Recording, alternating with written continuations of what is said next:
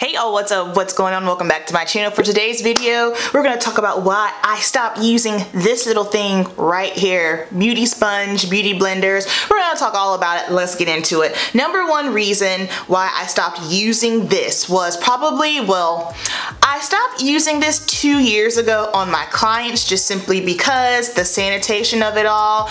It is already hard enough as a makeup artist to clean your brushes. It is my least favorite thing to do, but it is the number one thing. Like when it comes to being a makeup artist, sanitation is key, from your brushes to your products, just everything, keeping it sanitized. And I realized really quickly when I invested in purchasing a lot of these little bad boys for my kit, it was hard for me to get it really clean. For instance, I have a very diverse clientele, so you know, if I go from using this on someone who is a deeper complexion trying to clean it, and then after, you know, the deeper products tend to stain it a little bit more, and I was just kind of like, I can't go and put this on my client's face, although I know it's clean. They're gonna be like, oh, skirt, hold up, what is that? What's that stain on it? I can't say, oh, well, I cleaned it, it just stained. Like, no, it just does not go over well. So I stopped using this on my clients 2 years ago for that reason. Now, when it comes to myself, that is the number one reason, again, just simply because I felt like I couldn't get this super clean.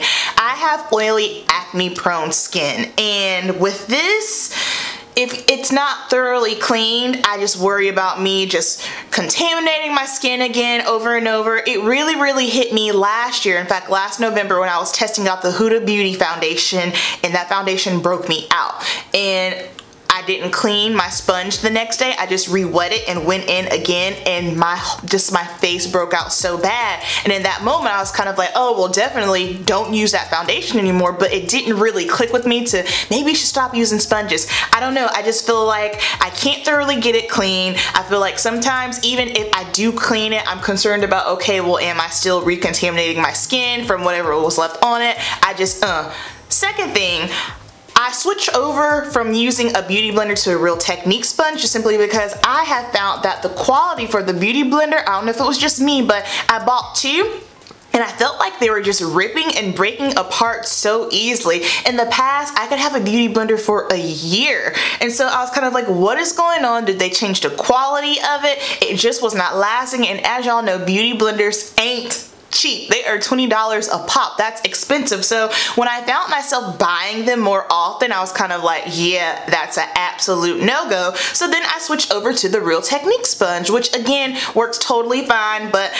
same thing, this is more affordable, so the quality isn't going to be like the beauty blender, but it works just fine. And so I was kind of like, you know what, this is ripping too, and just the whole keeping it clean, I was over it. So those are the reasons why I have stopped using this bad boy on myself. Now you're probably thinking, well, if you're not using that, what are you using?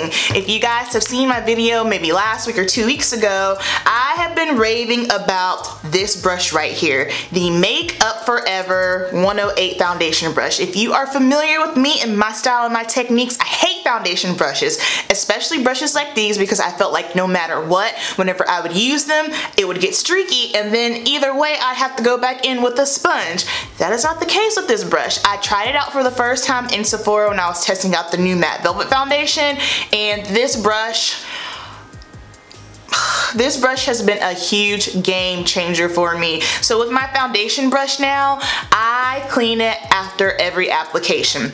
Just simply because, like I said, I do have oily, acne-prone skin, and I don't want to just be contaminating my skin with anything that was used the day before. So this brush has been a huge game changer for me. I used it today, so that's why it is dirty, but I absolutely love and adore this brush. It is more of a higher end professional product. It is about 36 bucks, but this brush, I mean, it's heavy, it feels sturdy. I know this is going to last me for a really long time, because Make Up Forever is just a bomb brand. So this brush, highly recommend it. And as far as sponges goes, I have a little jar here. These disposable sponges on my client. So I'll use a brush, and then just like with a blender, you can wet these, squeeze them out, and then if you need to blend something else out, you can totally do so. For my concealer, I've been using this little Real Techniques brush here, and if I need to furthermore blend something out, I'll just use one of these and it works the exact same. And then with these, you just toss them away. You don't have to worry about, is it clean? Am I contaminating my skin all over again? It's just way better. So that is why I stopped using a beauty sponge. And for tomorrow's video, I'm gonna show you my flawless foundation routine, just simply because I've stopped using the beauty blender and using different brushes and just trying different techniques, and I have really been loving the way that my foundation's been coming out. I've been loving the way where whenever I just do concealer and powder, how that comes out. So you guys are gonna see that tomorrow. Down below, let me know if you prefer a sponge or a brush. Keep it simple, and I will see you guys in tomorrow's video. Peace.